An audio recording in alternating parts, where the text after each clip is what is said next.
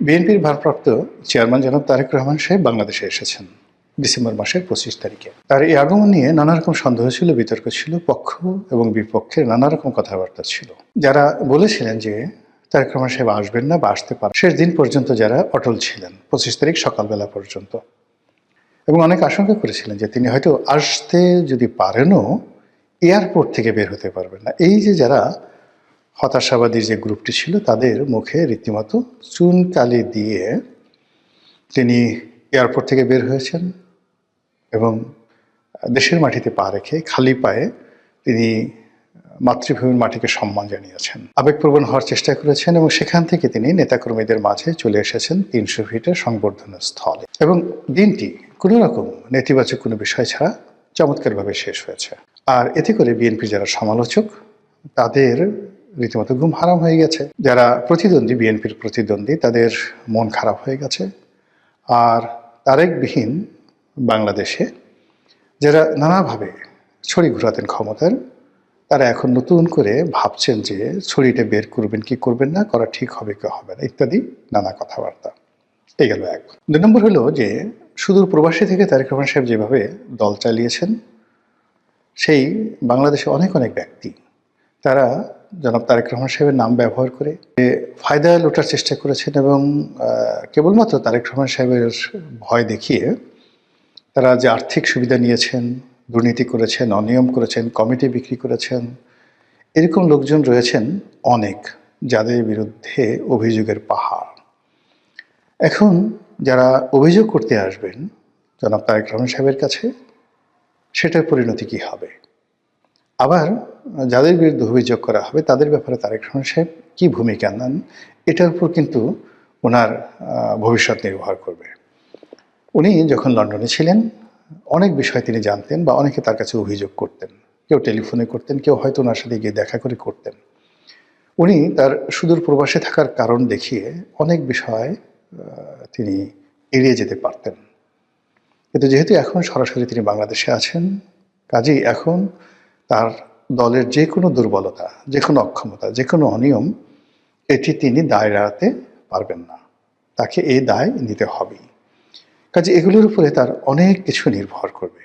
আর তাকে এই সময়টিতে সবচেয়ে বেশি তাকে যে রক্ষা করতে পারবে সেটা হলো প্রবল রাজনৈতিক প্রতিদ্বন্দ্বিতা। তিনি যদি রাজনৈতিকভাবে প্রতিদ্বন্দ্বিতার মুখোমুখি না হন, তার নেতাকর্মীরা যদি অবাধে বাংলাদেশে দাপট দেখাতে পারে, আপনি নিশ্চিতভাবে ধরে নিতে পারেন যে তাদের পরিণতি ছাত্রলীগ, যুবলীগ কিংবা আওয়ামী লীগের চাইতে 1000 গুণ খারাপ হয়ে যাবে, কোনো সন্দেহ নেই। এই জন্য হয় কি, যখন কোনো একটা সমাজে প্রতিযোগিতা না থাকে, আমাদের প্রকৃতিটাই কিন্তু আল্লাহ রাব্বুল আলামিন তৈরি করেছেন তাপ চাপ দিয়ে। অর্থাৎ আপনার চারিদিক থেকে বাতাসের চাপ থাকবে, মাটিতে আপনার একটা টান থাকবে, মাধ্যাকর্ষণ শক্তি থাকবে, মহাকর্ষণ শক্তি থাকবে, আকাশ থেকে টানতে থাকবে, এবং আপনার শরীরটিকে আপনি ব্যালেন্সে রাখতে পারবেন। কিন্তু এই ব্যালেন্সটা যেখানে থাকে না, বাতাস থাকে না, আলো থাকে না, সেখানে মানুষ হাওয়ায় উড়তে থাকে চাঁদের দেশের মতন করে। এই জন্য আসলে শক্ত প্রতিদ্বন্দ্বী থাকা যে কোনো একজন মানুষের সফলতার জন্য সবচেয়ে ভালো। রাজনীতিতে সবসময় আপনি পৃথিবীর যত বিখ্যাত লোক দেখেন, সব লোকেরই রাজনৈতিকভাবে প্রবল প্রতিপক্ষ ছিল এবং এর জন্যই তারা ভালো করেছেন। শহীদ প্রেসিডেন্ট জিয়াউর রহমান জমানাতে তিনি যখন ক্ষমতায় এলেন, তখন প্রথম তার জন্য যে সমস্যা দেখা দিল সেটা হলো জাসদের বাড়াবাড়ি। অর্থাৎ 7ই নভেম্বরে যে বিপ্লবটি জাসদ করেছিল, তার জন্য তারা মনে করত যে জাসদই হলো এই আন্দোলনের master mind. Doctor Mohammad Yunus যে সমস্যায় পড়েছেন এনসিপির দ্বারা, বা যে সমস্যায় তিনি পড়েছেন সেই সমন্বয়কদের দ্বারা, ঠিক একই সমস্যায় জিয়াউর রহমান সাহেব পড়েছেন জাসদের দ্বারা। তো জাসদের সেই হাত থেকে বাঁচার জন্য তাকে নিষ্ঠুর হতে হয়েছে। দ্বিতীয় তার যে সমস্যা সেটা হলো তার জমানাতে হঠাৎ করে দক্ষিণপন্থী গ্রুপ শক্তিশালী হয়ে পড়ে। জামাত শক্তিশালী হয়, মুসলিম লীগ শক্তিশালী হয়, এবং জামাত এবং মুসলিম লীগের মদত পুষ্ট পাকিস্তান ফেরত সামরিক এবং বেসামরিক কর্মকর্তারা জিয়াউর রহমানের জন্য রীতিমতো আজরাইলের ভূমিকায় অবতীর্ণ হয়। এবং জিয়াউর রহমান সাহেব যেহেতু মুক্তিযোদ্ধা ছিলেন, আর অন্যদিকে যেহেতু মুক্তিযুদ্ধের যারা সপক্ষ শক্তি তাদের আউট হয়ে গিয়েছিল, অর্থাৎ আওয়ামী লীগ সেই সময়টাতে ছিল, ফলে ওই শূন্যটাতে যেভাবে মুসলিম লীগ জামাত দখল করেছিল ঠিক একই অবস্থা কিন্তু এখন বাংলাদেশের দক্ষিণপন্থীদের আওয়ামী লীগের অবর্তমানে তাদের যে শক্তিমত্তা, এটা জিয়া রহমানের জামানাতে যতটা বেশি ছিল তার সাথে অনেক অনেক বেশি জনাব তারেক রহমান সাহেবের জন্য চাপ তৈরি করবে। জিয়া রহমান সাহেবের জামানাতে যারা ছিলেন মুসলিম লীগের, জামাতে ইসলামী, তারা অনেক প্রাজ্ঞ ছিলেন, অভিজ্ঞ ছিলেন, এবং এখনকার মতো ইন্টারনেট ছিল না। এবং তখন টিনের ছেলে কাওয়া বা 1 2 3 এ ধরনের স্লোগান হবে, এটা কল্পনাই করা যেত না। কোনো একজন সম্মানিত লোককে নিয়ে এ ধরনের কথাবার্তা বলবে, এটা কেউ মানে আউট অফ দেয়ার ইমাজিনেশন। কিন্তু এখন কি হলো, এখন এমন একটা বেয়াদব জেনারেশন আমাদের সামনে চলে এসেছে, এরা সব কিছু করতে পারে, যে কোনো মানুষকে নিয়ে যে কোনো কথা বলতে পারে, যে কোনো অপরাধ করতে পারে, এবং তাদের কোনো রকম অনুশোচনা বোধ নেই, লাজ নেই, লজ্জা নেই, অপমান বোধ নেই, কিচ্ছু নেই। একটা নতুন জেনারেশনের মধ্যে চলে আসছে। ফলে তারেক রহমান সাহেবকে এই জেনারেশন মোকাবেলা করে, এবং এই জেনারেশনের যারা দক্ষিণপন্থী গ্রুপ আছেন তারা আরও ডেঞ্জারাস। এই জিনিসগুলো যদি তাকে মোকাবেলা করতে হয় আগামী দিনগুলোতে, তাহলে তার দলের অস্তিত্ব থাকবে না। জিয়া রহমান সাহেব যখন দেখলেন যে তিনি জামাতের সঙ্গে পেরে উঠছেন না, তখন জামাতের রাজনীতিটাকে তিনি কৌশলে ডিফিকাল্ট করে দিলেন, যাকে বলা হয় জটিল করে দিলেন। এবং এই জন্য জামাতের একটা বিরাট, যারা জামাতের মধ্যে একসময় মুসলিম লীগ করতেন বা রাজাকার ছিলেন, আলবদর ছিলেন, তাদের মধ্যে অনেককে তিনি মাঠে নামিয়ে দিলেন। অনেক ইন্টেলেকচুয়াল রয়েছেন, ইসলামপন্থী স্মার্ট লোক ছিলেন।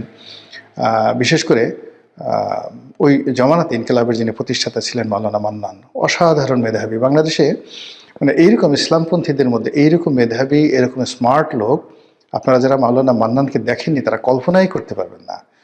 এ যুগের মামুনুল হক, এ যুগের ডাক্তার শফিক, বা এ যুগে যে সকল জুনায়েদ হাবিবি যারা আছেন, মানে যদি আপনি মাওলানা মান্নানকে, মাওলানা মহিউদ্দিন খানকে, তারপরে হাফিজি হুজুর সাহেবকে, ওয়াইদুল হক, খতিব ওয়াইদুল হক, এদেরকে আপনি 1000 নম্বর দেন, তাহলে বর্তমান জমানাতে যারা আছেন তাদেরকে আপনি 1 নম্বর দিতে ইচ্ছা করবে না। আমি তাদের সঙ্গে চলেছি, আমি জানি এটা। তাদের জ্ঞানের গভীরতা, তাদের চরিত্র, তাদের ব্যক্তিত্ব, তাদের ধন সম্পদ, তাদের ইন্টারন্যাশনাল কানেক্টিভিটি, এটা কল্পনাই করা যায় না এই যুগে যারা দক্ষিণপন্থী রয়েছে। তো সেই জমানাতে তিনি জনাব তারেক রহমান সাহেব মাওলানা মান্নানকে নামিয়ে দিলেন জামাতের বিরুদ্ধে, এবং অত্যন্ত ক্যানিং, যেটাকে বলে ইংরেজিতে ক্যানিং, চালাকি করে, বুদ্ধি খাটিয়ে মাওলানা মান্নান যেভাবে জামাতকে কোণঠাসা করেছিল, এবং সেটা যদি না করতেন জিয়াউর রহমান সাহেব সঙ্গে, মানে জিয়াউর রহমান সাহেবের পক্ষে তখন জামাতকে মোকাবেলা করা সম্ভব ছিল না। কিন্তু এত কিছুর পরেও কিন্তু জিয়াউর রহমান সাহেব দেখলেন যে না, হচ্ছে না, তিনি পারছেন না। একদিকে জাসদ, অন্যদিকে সর্বহারা পার্টি, অন্যদিকে যাকে বলা হয় এই দক্ষিণপন্থী অসংখ্য গ্রুপ, তারপরে মুসলিম লীগ, তার নিজের দল, মানে অন্তত 100টি ধড়িবাজ গ্রুপ তৈরি হয়ে গেল। এর মধ্যে সেনাবাহিনীতে একটার পর একটা বিদ্রোহ, এবং সেনাবাহিনীর সেই বিদ্রোহের সঙ্গে সঙ্গে পার্বত্য অঞ্চলে সমস্যা দেখা দিল। তো এই অবস্থাতে তিনি মনে করলেন যে এখন শক্ত রাজনৈতিক প্রতিপক্ষ ছাড়া সম্ভব নয়। ফলে তিনি নিজে কিন্তু আওয়ামী লীগকে রিভাইভ করেছিলেন। এটা আওয়ামী লীগের জন্য নয়, তার নিজের জন্য। তারপর তিনি আওয়ামী লীগকে রিভাইভ করার পর দেখলেন যে আওয়ামী লীগ সেই দ্বন্দ্ব করে, সংঘাত করে, গ্রুপিং করে, 3 থেকে 4টা গ্রুপ হয়ে গেল, মিজান গ্রুপ হয়ে গেল। তারপরে শেষে যাকে বলা হয় আব্দুল মালেক উকিল গ্রুপ হয়ে গেল, আরেকটি আরও 2-3টি গ্রুপ হয়ে গেল বিভিন্নভাবে, মহিউদ্দিন গ্রুপ হয়ে গেল, বাকশালের আর একটা গ্রুপ হয়ে গেল। তখনও বাকশাল হয়নি, কিন্তু মানে ওই যারা কট্টরপন্থী বাকশাল ছিলেন তারা আলাদা হয়ে মোটামুটি 3 থেকে 4টি গ্রুপ হয়ে এমন দ্বন্দ্ব সংঘাত শুরু করে দিল। তো সেদিকে আব্দুর রাজ্জাক, ডক্টর কামাল হোসেন, বরিশালের মহিউদ্দিন সাহেব যার নাম ছিল চাকু মহিউদ্দিন, তুফাইল সাহেব, আমু সাহেব, সুরঞ্জিত সেনগুপ্ত থেকে শুরু করে আওয়ামী লীগের যে সকল নেতৃবৃন্দ, জোহরা তাজউদ্দিন, সাজেদা চৌধুরী, আরও অনেকে, মানে কোনো অবস্থাতেই আব্দুল মালিক উকিল, মানে টাঙ্গাইলের আব্দুল মান্নান, মানে একজনে ছিলেন রীতিমতো মহিরু। এর মধ্যে লতিফ সিদ্দিকী, কাদের সিদ্দিকী তখন দেশের বাইরে, যারা লতিফ সিদ্দিকী দেশের বাইরে, অন্যান্য যারা ছিলেন, মানে গ্রুপিংয়ের যন্ত্রণায় মানে মানুষের জীবন অতিষ্ঠ হয়ে গেল। জিয়াউর রহমান চিন্তা করলো যে না, এটা সম্ভব নয়। তখন তিনি কিন্তু শেখ হাসিনাকে আনার উদ্যোগ নিলেন আওয়ামী লীগকে ঐক্যবদ্ধ করার জন্য। কারণ হলো তিনি যেখানে হাত দিচ্ছেন সেখানে বিশৃঙ্খলা, জামাতে বিশৃঙ্খলা, মুসলিম লীগে বিশৃঙ্খলা, তার নিজের দলে বিশৃঙ্খলা, এবং সে নিজের দলে বিশৃঙ্খলতা, মানে চট্টগ্রামের বিশৃঙ্খলতা বন্ধ করার জন্য, পলিটিক্যাল নেগোসিয়েশন করার জন্য গিয়েই তো তিনি মারা গেলেন, শহীদ হলেন। তো ওই অবস্থাতে তিনি শেখ হাসিনাকে ফেরত এনেছিলেন যেন তার একটা শক্ত প্রতিপক্ষ থাকে। কিন্তু শেখ হাসিনা আসার অল্প কিছুদিন পরেই তিনি কিন্তু নিহত হন। ফলে তিনি রাজনীতির যে সুবাতাস, রাজনীতির যে সুখ, সেটা কিন্তু পাননি। একজন মিলিটারি ডিক্টেটর হিসেবে, একজন অ্যাডমিনিস্ট্রেটর হিসেবে তিনি যে তার শুভকর্ম, সেই শুভকর্ম নিয়ে তিনি বেঁচে আছেন। তো ওই অবস্থাতে যদি তার মৃত্যু হতো, তাহলে তার পরিণতিটা কি হতো বলা যায় না। যেহেতু একটা দুর্ঘটনার মাধ্যমে, একটা সেনা বিদ্রোহের মাধ্যমে, একটা অভ্যুত্থানের মাধ্যমে তার নির্মম হত্যাকাণ্ড হয়েছে, ফলে তিনি যে পাবলিক সেন্টিমেন্ট পেয়েছিলেন, এই কারণে জিয়াউর রহমান এখন সকল মানুষের সম্মান এবং মর্যাদার প্রতীক হয়ে আছেন। কিন্তু তার পলিটিক্যাল যে থিওলজি, ধর্মতত্ত্ব, তার যে পলিটিক্যাল, তিনি যে মানে যে একটা লিগেসি তৈরি করার চেষ্টা করেছিলেন, সেই জিনিসটি বিএনপির যারা লোকজন আছে তাদেরকে বুঝতে হবে যে কেন তিনি আব্দুল হামিদ চৌধুরী, কেন তিনি আবুল মনসুর আহমদ, কেন তিনি ফেরদৌস আহমেদ কুরেশির মতো মানুষকে এতটা মর্যাদা দিতেন, এতটা মর্যাদা দিতেন।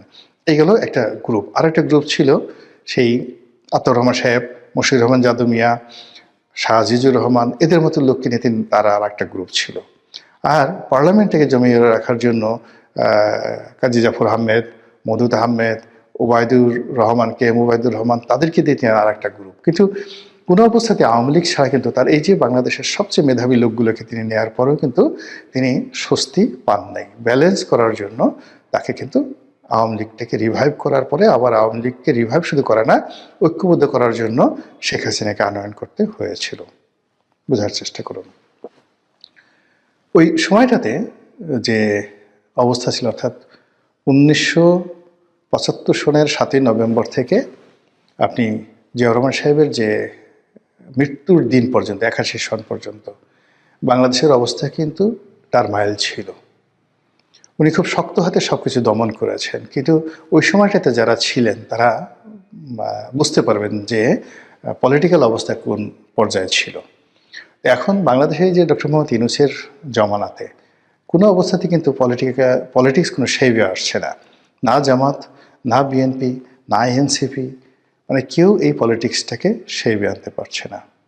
আবার বিএনপি যেভাবে সালাউদ্দিন সাহেবকে নিয়ে, মির্জা ফখরুল সাহেবকে নিয়ে, মির্জা আব্বাসকে নিয়ে যেভাবে তারা অর্গানাইজ করার চেষ্টা করেছে, উইদাউট তারেক রহমান সাহেব ছাড়া এটা হচ্ছিল না। ফলে এই বিরাট পলিটিক্যাল যে শূন্যতা, সেই শূন্যতা দূর করার জন্যই কিন্তু জনাব তারেক রহমান সাহেবকে বাংলাদেশে আনা হয়েছে বা তিনি এসেছেন। এখন তারেক রহমান সাহেব তিনি কতটা পারবেন কি পারবেন না, তার কতটা কর্তৃত্ব আছে বা নেই, এ সকল বিষয় নয়। যেদিন তিনি পাড়া দিয়েছে সেদিন থেকে লোকজন ধরে নিয়েছে তিনি ভবিষ্যৎ প্রধানমন্ত্রী, তিনি সব পারেন। আর এই যে তিনি সব পারেন, এই মোহটা থাকবে 6 থেকে 7 দিন। এই 6 থেকে 7 দিনের মধ্যে তাকে রাষ্ট্রনায়কের মতো কতগুলো সিদ্ধান্ত নিতে হবে। হয়তো অনেক সিদ্ধান্ত অপ্রিয়, কিন্তু সেই সিদ্ধান্তগুলোর মধ্যে আয়রনই থাকতে হবে। লৌহ মানবের মতো বা লৌহ মানবীর মতো তার সিদ্ধান্তগুলো রীতিমতো স্বাভাবিক যে প্রথা, তছনছ, গত 14 মাসে যে প্রথাগুলো তৈরি হয়েছে, সেই প্রথাকে ভেঙে তছনছ করে দেবে। আপনি ফকল্যান্ড যুদ্ধের কথা যদি চিন্তা করেন, মার্গারেট থ্যাচারের সিদ্ধান্ত, 1971 সালে মুক্তিযুদ্ধ, 75-এর যে এমার্জেন্সি ডিক্লারেশনের মাধ্যমে ইন্দিরা গান্ধী যে সিদ্ধান্ত নিয়েছিলেন, এটাকে বলা হয় লৌহ মানবী। আমেরিকাতে ঠিক কিউবাতে যখন মিসাইল নিয়ে মোতায়েন নিয়ে গণ্ডগোল হলো, ঠিক সেই সময়তে জন এফ কেনেডি, আর যখন ইরান কন্ট্রা কেলেঙ্কারি হলো, ঠিক সেই সময়তে রোনাল্ড রিগান যে সিদ্ধান্তগুলো নিয়েছিলেন, এগুলোকে বলা হয় রাষ্ট্র নায়কোচিত সিদ্ধান্ত। কারো দিকে তিনি তাকাননি, জাস্ট তিনি একা সিদ্ধান্ত নিয়েছেন এবং সেটা বাস্তবায়ন করেছেন। তো সেই ক্ষেত্রে এখন জনাব তারেক রহমান সাহেব কীভাবে এসছেন, পত্রপত্রিকায় নানা রকম কথাবার্তা বলা হচ্ছে, সামাজিক মাধ্যমে আরও বেশি বলা হচ্ছে। তিনি কি রাশিয়ার গ্রিন সিগন্যাল পেয়ে, ভারতের গ্রিন সিগন্যাল পেয়ে, ভারতের বন্ধুত্বের আশ্বাস পেয়ে, নাকি পশ্চিমাদের আশ্বাস পেয়ে, নাকি আমেরিকার আশ্বাস পেয়ে, নাকি এরনুর সাহেবের আশ্বাস পেয়ে এসছেন, ডাজ নট ম্যাটার। তাকে যে কাজটি করতে হবে সেটা হলো তার দলের যে বিশাল এই মুহূর্তে যে জনগণ আছেন তাদের মধ্যে একটা রাজনৈতিক সাম্যতা, ভারসাম্য আনার জন্য তার উপযুক্ত প্রতিদ্বন্দ্বী লাগবে। এবং সেই প্রতিদ্বন্দ্বী যদি তিনি দাঁড়া করান জামাতকে, জামাতও শেষ, তিনিও শেষ। আবার তিনি যদি অতীতের মতো একটা জাতীয় সরকার করে জামাত সামাত সবাইকে নিয়ে যদি একটি ঐক্যবদ্ধ নির্বাচন, একটি জাতীয় সরকার করতে চান, তাহলে তার এই যে চেষ্টা, এটি হবে 2014-এর মতো, 2018-এর মতো, 2024-এর মতো আওয়ামী লীগের কার্বন কপি। আর তাকে যদি সত্যিকার অর্থে নেতা হিসেবে অমরত্ব লাভ করতে হয়, তাহলে এই রাজনীতিতে যদি তিনি ভারসাম্য আনতে না পারেন তাহলে হবে না। আর সেই ভারসাম্য আনার জন্য তার হাত দ্বারা যদি তার পিতার মতো আওয়ামী লীগ পুনর্বাসিত হয়, শেখ হাসিনা আসেন বা শেখ হাসিনা ছেলে সন্তানরা আসেন, বা আওয়ামী লীগের যারা রিফাইন্ড নেতৃত্ব রয়েছে বা রিকনসিলিয়েশন বলতে যা বোঝায়, সেটি জনাব তারেক রহমান সাহেবের হাত দিয়ে হয়।